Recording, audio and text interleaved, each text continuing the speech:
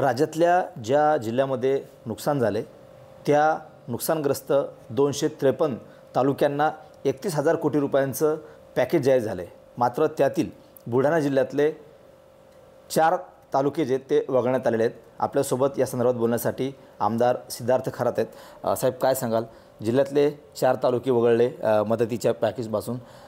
तुमच्या मतदारसंघातले 2 आहेत. जय महाराष्ट्र. ही गोष्ट खरी आहे की कालचा जो शासन निर्णय निघालेला आहे 9 ऑक्टोबरचा, त्याच्यामध्ये 253 तालुक्याचा समावेश आहे. मात्र बुलढाणा जिल्ह्यातील ज्या ठिकाणी सर्वात पहिल्यांदा ढगफुटी आणि अतिवृष्टी झाली, जी दस्तक पहिल्यांदा महाराष्ट्रामध्ये जर कुठं दिली असेल या अतिवृष्टीनं, तर ते माझ्या मेहकर आणि लोणार तालुक्यात दिली आहे.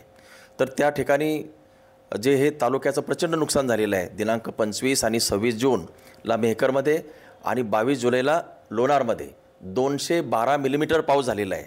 आणि या संदर्भामध्ये मी विधानसभेमध्ये आवाज उठवलेला आहे लक्षवेधी इतर आयुधामार्फत. माननीय मुख्यमंत्री, पालकमंत्री, मदत पुनर्वसन मंत्री यांना भेटून विनंती केली. माननीय पालकमंत्री स्वतः व्हिजिट करण्यासाठी आले होते, त्यांनी पाहिलं. असं असताना कालच्या शासन निर्णयामध्ये माझ्याच 2 तालुक्याचा समावेश नाही. मी असं समजतो आहे की ही तांत्रिक चूक आहे, मी गृहीत धरतो आहे. परंतु माझ्याकडले शेतकरी आणि बाकीचे काही लोक आहेत जी चर्चा करतायत, ते असं म्हणतात की ही राजकीय त्यांनी घेतलेला हा एक प्रकारचा सूड आहे.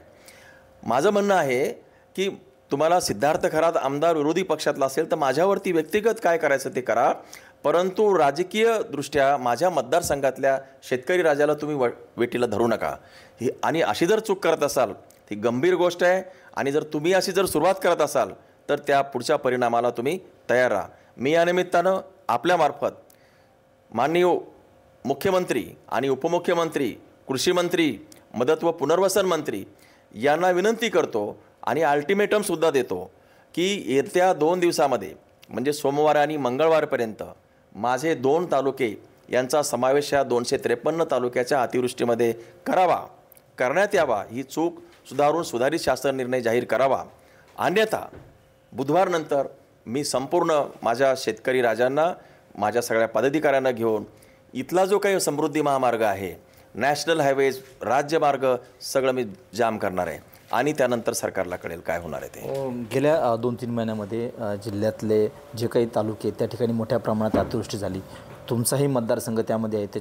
त्या मतदारसंघामध्ये सुद्धा मोठं नुकसान झालं शेतकऱ्यांचं. शेतकऱ्यांची ओरड आहे की दुष्काळी म्हणजे ओला दुष्काळ जाहीर करावा. मात्र आता तालुकाच वगळला, 2 तालुके वगळले. काय वाटतं, जाणबुजून केल्याचा प्रकार आहे? होय, राजकीयदृष्ट्या त्यांनी आमच्या दोन्ही तालुक्यातल्या शेतकऱ्यावरती एक प्रकारचा अन्याय झालेला आहे. अतिशय घृणास्पद काम आहे हे.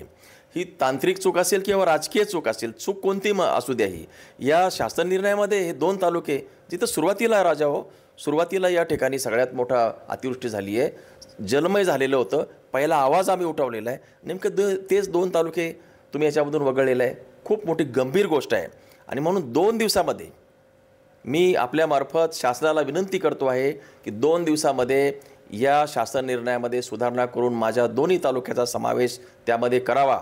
अन्यथा होणाऱ्या परिणामाला शासन जबाबदार राहील. ही या निमित्ताने मी शासनाला एक प्रकारचा अल्टिमेटम देतो आहे. हे 4 तालुके वगळले, तुमचे 2 आहेत.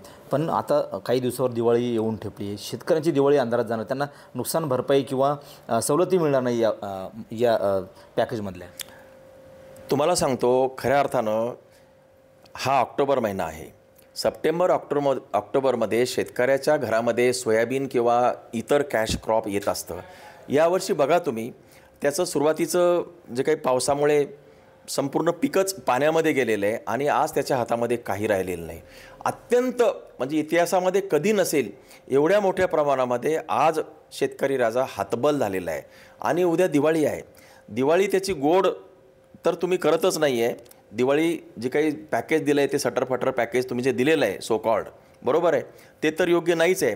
परंतु ते जेही पॅकेज आहे त्या पॅकेजमधून 2 तालुकेच वगळलेले आहेत. त्यामुळं माझ्या दोन्ही तालुक्यातील मतदारांची, शेतकऱ्यांची जी दिवाळी आहे ती अंधारात जाणार आहे. एकही दिवा असं जर असेल तर एकही दिवा दिवाळीमध्ये लागणार नाही.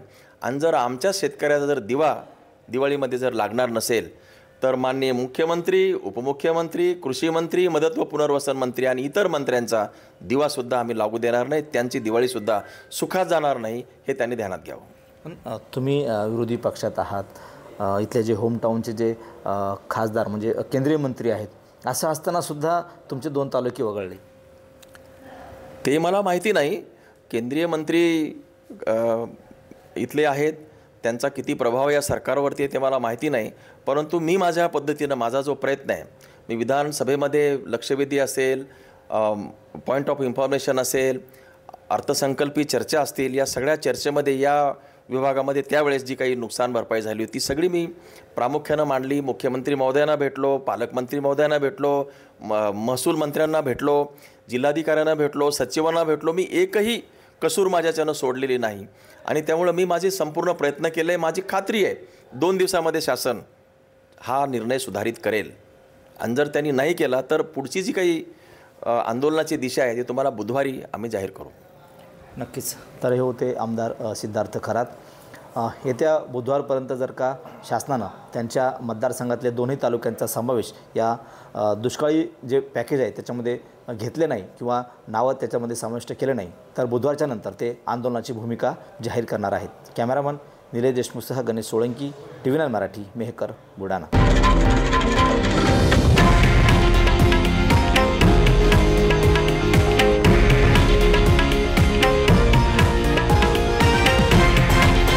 हे आहे देशातील नंबर 1 न्यूज नेटवर्क आणि आपण पाहत आहात TV9 मराठी, एकमेव.